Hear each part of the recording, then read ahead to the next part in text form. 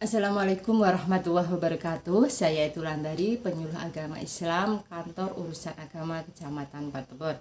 Kali ini saya akan menjelaskan bagaimana cara pendaftaran nikah di Kantor Urusan Agama. Namun sebelumnya, bantu untuk subscribe, like, dan komen video-video saya.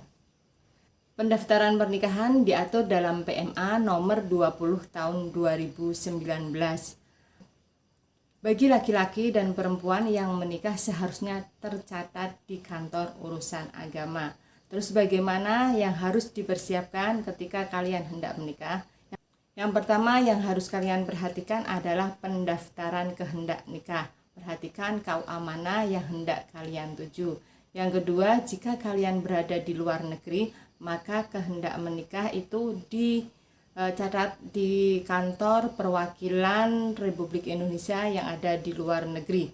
Kemudian perlu kalian ketahui bahwa ketika kalian hendak menikah, paling tidak pendaftarannya adalah 10 hari kerja. Jika kurang dari 10 hari kerja, maka kalian harus mengurus dispensasi di kecamatan. Dispensasi yang ditandatangani oleh camat mewakili bupati atau wali kota KUA setempat. Kemudian jika kalian berada di luar negeri, dispensasi dikeluarkan oleh kantor perwakilan Republik Indonesia. Sebelum kalian pergi ke KUA, kalian harus mempersiapkan dulu persyaratan administratif yang harus kalian persiapkan. Yang pertama adalah fotokopi KTP, fotokopi KK, fotokopi akte kelahiran dari calon pengantin laki-laki dan calon pengantin perempuan, dan juga KTP dari kedua orang tua, calon suami maupun calon istri.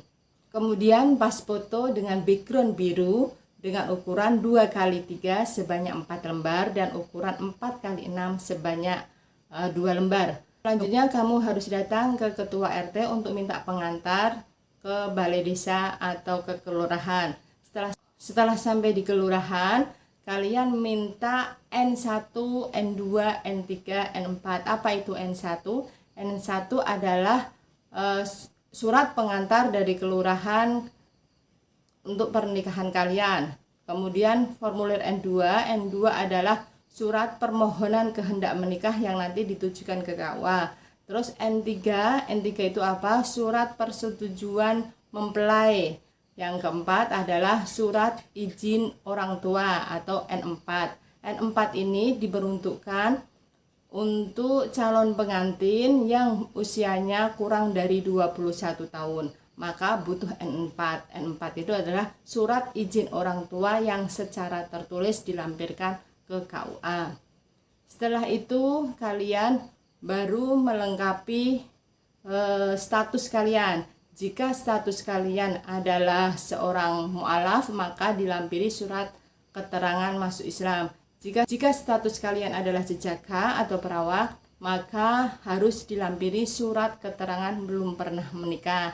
Jika status kalian adalah janda atau duda cerai, maka harus dilampiri surat akte cerai asli dari pengadilan agama. Jika status kalian adalah janda atau duda ditinggal mati, maka harus dilampiri surat kematian. Kemudian jika status pekerjaan kalian adalah TNI atau Polri, maka harus ada surat izin atasan.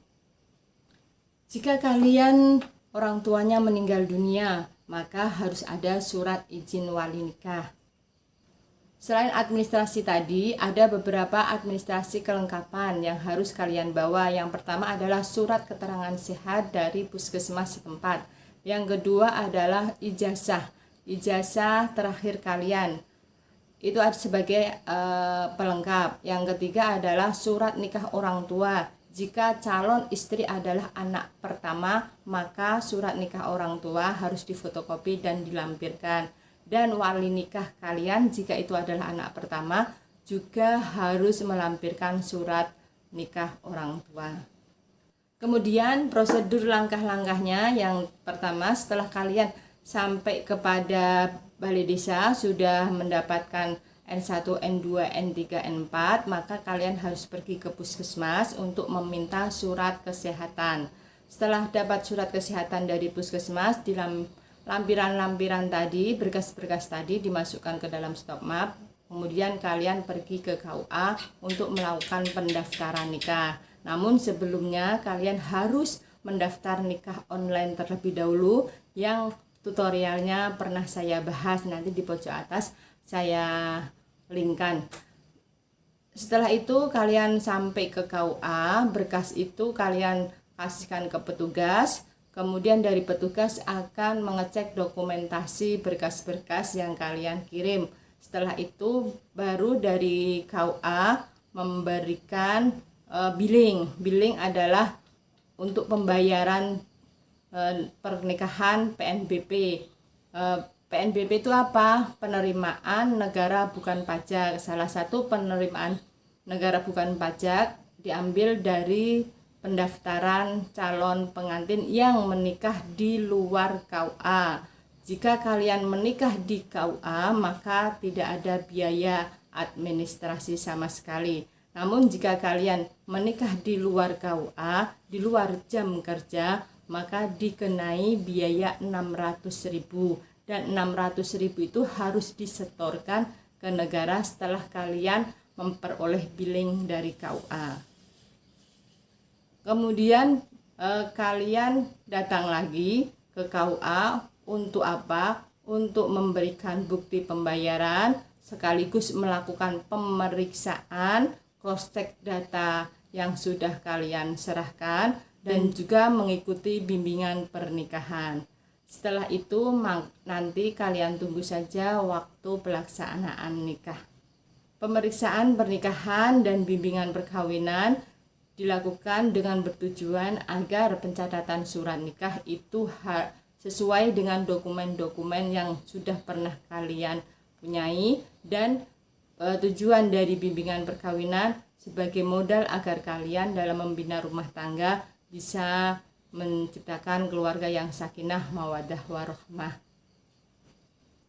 Demikian, pada dasarnya jika kalian mendaftar sendiri di KUA, kalian akan 2 kali ke KUA. Yang pertama pada saat pendaftaran, kedua pada saat pemeriksaan data nikah dan bimbingan pernikahan. Ketika kalian mendaftar minta bantuan orang lain, maka kalian wajib ke KUA 1 kali, yaitu pada saat pemeriksaan dokumen nikah dan bimbingan pernikahan. Demikian yang dapat saya paparkan, mudah-mudahan bermanfaat. Akhirul kalam, wa huwa fiqil aqwami thoriq. Wassalamualaikum warahmatullahi wabarakatuh.